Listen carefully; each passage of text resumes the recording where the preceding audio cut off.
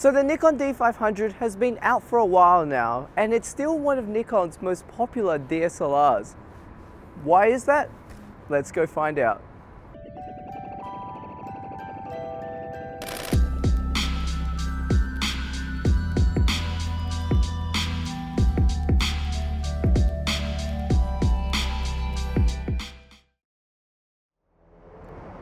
It's like I'm sniping people from up here.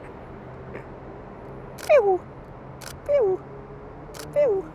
So the Nikon D500, it's a camera with an APS-C size sensor designed for enthusiasts and professionals who are looking for a camera that shoots high-paced for fast action photography. The D500 is aimed at people who like doing sport, wildlife, and events, but today we're going to put it in an environment that it's not normally known for, which is landscapes and some urban architecture photography.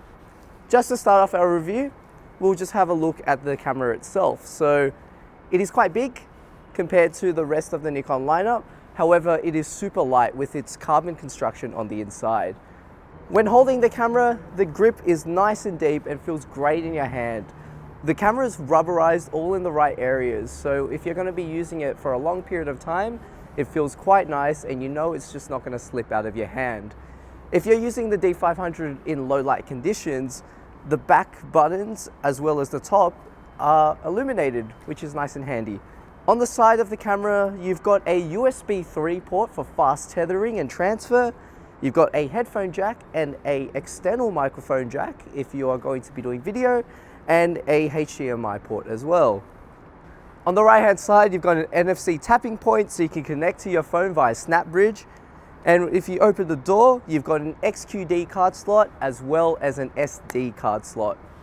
At the back of the camera, you've got a big viewfinder with 100% frame coverage and a nice big and bright 3.2-inch touchscreen for live view as well as playback.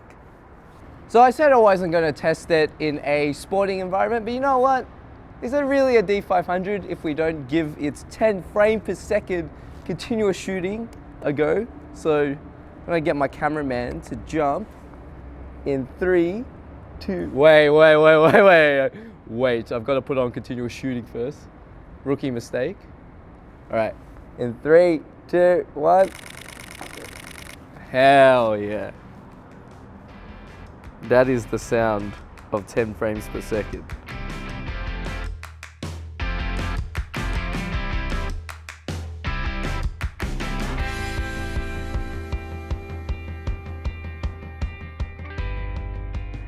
So now I'm just going to go over the key features you need to know about the Nikon D500. Firstly, it uses a 20.9 megapixel APS-C CMOS sensor combined with an X-Speed 5 image processor, which allows you to have a native ISO range of 100 to 51,200 and continuous shooting speeds up to 10 frames per second with a ginormous 200 raw file buffer.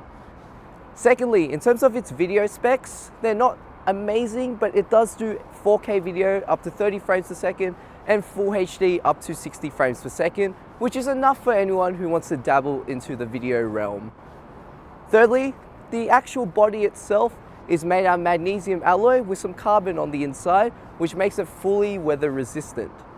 Fourthly, it has a 153-point multicam autofocus system, which is a combination of 153 phase detection points with 99 cross-type points designed for great tracking accuracy and speed.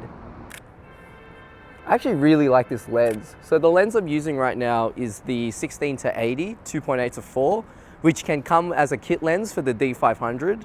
It is pretty sharp, and honestly for the size of it, that is tiny. It's about the same size as the 50mm 1.8G, so it's quite compact. And yeah, 2.8 to 4, it's pretty decent. It is a very good kit lens from Nikon. So it's currently 4:55 in the afternoon in a winter Sydney day. The sun's coming down and there's not that much light at all. I'm absolutely pumped in this camera at 3200 ISO, and the shots look super clean on the back camera, which is really impressive. And after an hour of using this, I honestly thought I'd be more tired holding it, but the body is actually really light despite its size, so awesome.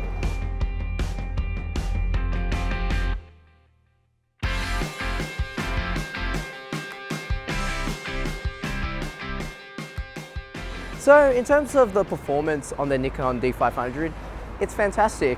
Coming from a landscape photographer, I can really see why this camera is appealing for people who do sports, professional events, or wildlife. The autofocus system, really snappy, extremely quick.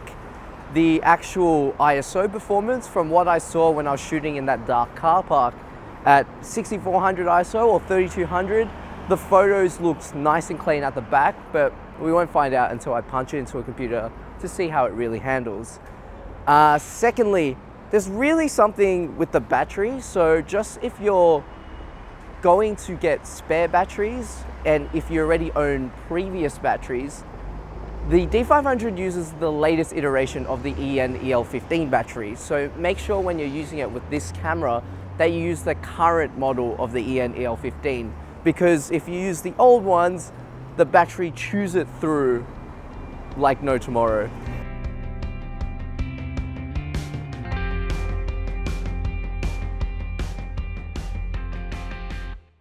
Today's sample photos were shot on the D500 combined with the Nikon 16 to 80mm lens. The photos on the D500 are excellent. The JPEGs boast great colors and the RAW files are a dream to work with in post. The D500 preserves a lot of detail and has plenty of dynamic range to work with, even when shooting in low or high ISOs. The quality is definitely something reflective of the D5, and the quality is what you would expect from a premium Nikon body.